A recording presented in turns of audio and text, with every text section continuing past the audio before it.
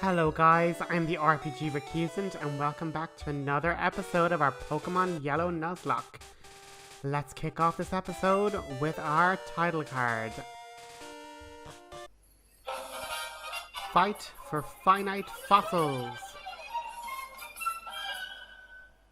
So we are continuing with Roxas journeying through Mount Moon after discovering the nefarious Team Rocket, a gang of gangsters, attacking and mining through the mountain, looking for something in particular. A youngster jumps out of the side, saying that I really shouldn't be getting involved. These guys are too tough. You're better off keeping away from them if you're not strong enough. And so he throws out his Rattata first, and Splishy, our brand new Magikarp companion, just wanting to get a little look at battling, but, you know, we have to keep him in the back as Prince leaps into action, double kicking the Rattata and winning the fight. He sends out another Rattata and Prince is still raring to go, but a critical hit lands him in dangerous position. With his last ounce of strength, he attacks and takes out the Rattata, but we know it is time to switch. He gains a level in the interim, but it's not worth the risk of losing him as a party member. So we switch in Peekaboo. Pikachu is ready to jump in and protect its friend, but is hit with a supersonic and then starts to lash out its lightning bolts randomly, causing rocks to fall from the cave ceiling. Pikachu tries to concentrate, but again the Zubat just dodging out of the way and causing it to get hurt. Pikachu now, after being hit with this strong attack that's after hitting critically, Roxas quickly reassesses and throws out Chrysalis.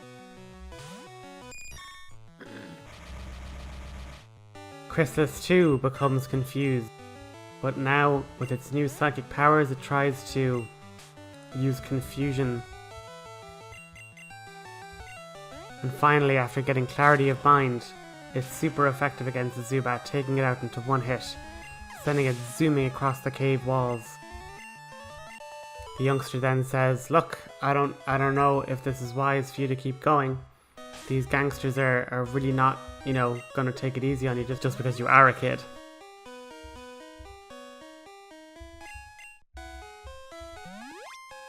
Roxas, using some potions to help put his Pokemon back into better condition, says that he can't just stand idly by while these people are hurting the Pokemon, threatening trainers, and just in general up to no good. Roxas feels it's his duty to stand up and stop them. As he wanders through Mount Moon, he notices another hiker who seems to be, nursing some other Pokemon of his, and again, his kind of argument is, I don't know if you'll be strong enough to take on these guys alone. Challenge me to a battle to see if you're able to get through.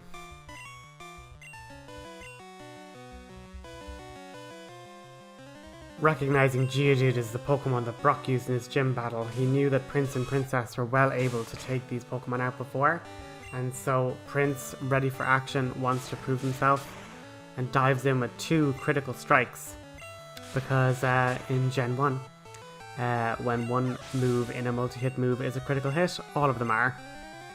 So it is particularly dangerous with moves like Fury Attack that could potentially hit 5 times, so you could end up with 5 critical hits in a row, With Geodude taken down, Prince now stares down the towering Onyx, who's nearly able to reach up to the height of the cave ceiling. But once again, Prince wasting no time, landing 2 strong critical hits, bringing the giant rock snake already, about to collapse with exhaustion. The hiker himself just chuckles and says, "Well, listen, I think of everyone here, you might be one of the only ones being able to actually stop these folks. They seem to be breaking apart, rocks into the wall.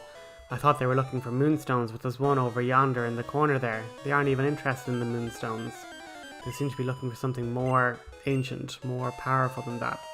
At least that's what I overheard, the hiker says. Roxas, picking up the mysterious moonstone, then vows to journey deeper into the caves.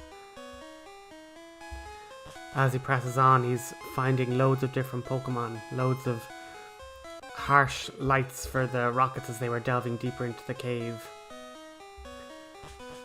Finally reaching the later summit, he now sees there's large areas of the cave wall with large indentations from explosives, and the harsh streetlights are causing the Zubat to become erratic, lashing out and attacking because their natural habitat has been disturbed. Checking on Peekaboo to make sure she's alright.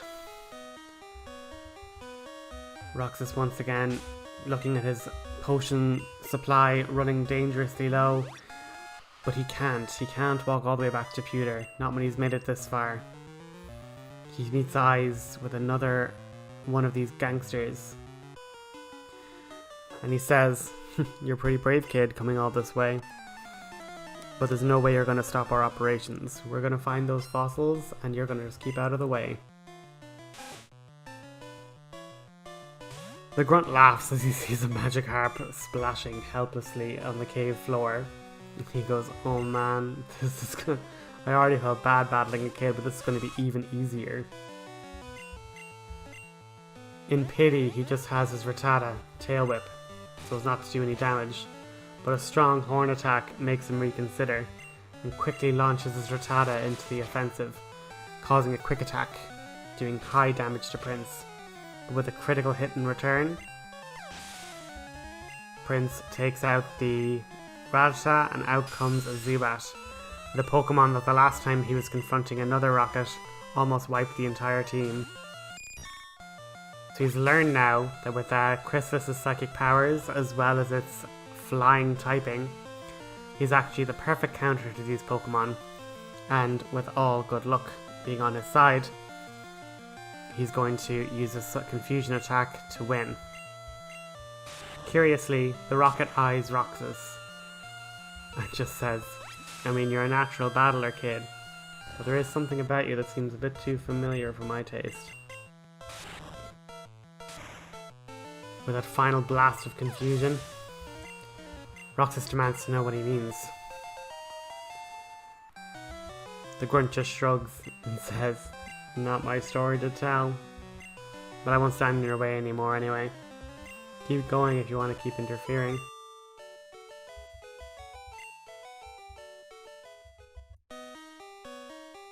On confronting him again, he says, "What do you mean by fossils? What would they be of any use to you for?" And he says, "Ancient Pokemon that used to live here long ago. They could have some powers that are long since forgotten. Powers that Pokemon nowadays could only dream of. Beyond that, I've got nothing more to say." So Roxas then presses on, confused by his words. What could he mean by he seemed familiar? What could he mean by an awful lot of what he said? He couldn't let it worry him. He had to just stay focused and keep moving. As he rounds the corner, he sees another moonstone embedded into the side of the cave.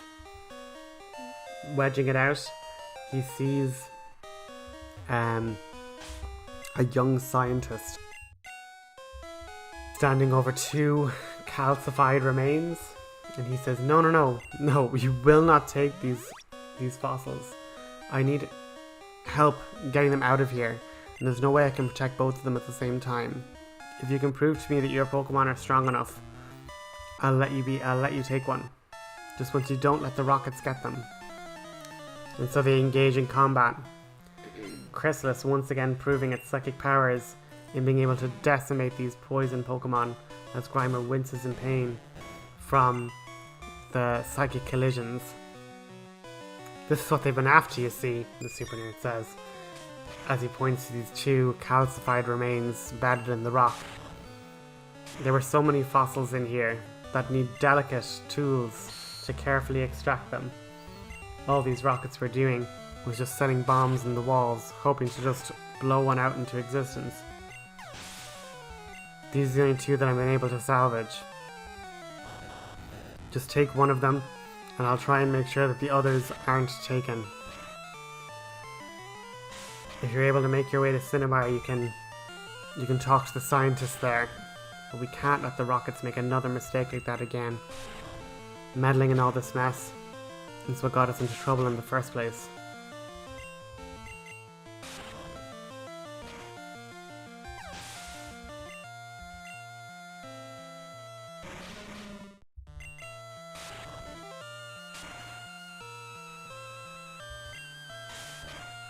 Roxas seems confused, but understands that the bottom line is that if this helps interfere with these rockets and all the damage that they were doing to the natural area of Mount Moon, then he's happy to help.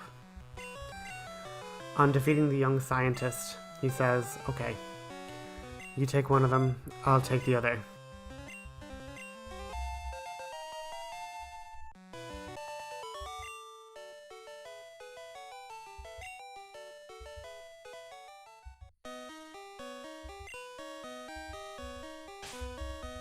Roxas then, using his very last potion, heals up Chrysalis to near full revitalization. Looking to his Magikarp and his other Pokemon, he just wants to make sure that they're all okay. Looking at the two different fossils, one seems to be like a domed shell, while the other seems to be a spiral snail-like creature. On picking that Pokemon, or that fossil, he says, quick, make your way to Cinnabar Island, make sure that none of the rockets follow you. So, on that leave, Roxas quickly makes his way up and around the corner, trying to make it out of the Mount Moon as quickly as possible. But before he's able to be stopped, two rockets give chase. He sees the super nerd turn quickly and just say, you're not going to have this one. And with a sickening crack, the fossil he was holding is slammed against the cave wall, shattering into pieces. The two give quick pursuit and say, listen kid, give us that fossil. You're not going to leave here alive without it. Stunned into battle, Roxas throws out Splishy to start, knowing that having such a Pokemon out first might make them underestimate him. He was right. They laugh and think that this is going to be child's play. On switching then to Chrysalis, it takes a strong poison attack, leaving it slightly weak. But with a quick retaliatory sleep powder, Chrysalis puts the Ekans to sleep, and then blasting it with its psychic energy, the Ekans is quickly dispatched.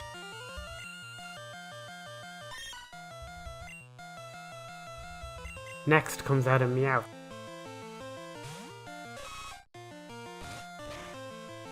Roxas makes a quick change to Prince, who takes a nasty bite attack from the feline creature. Taking a second bite just from Meowth's blinding speed, Prince is then able to retaliate with a double kick, but the Meowth hangs on with just a sliver. Switching over, Princess dives in to protect her best friend.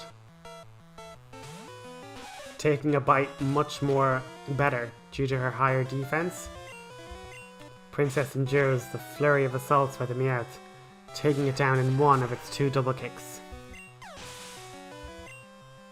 Princess then, as is her custom, gaining a level from taking part in combat.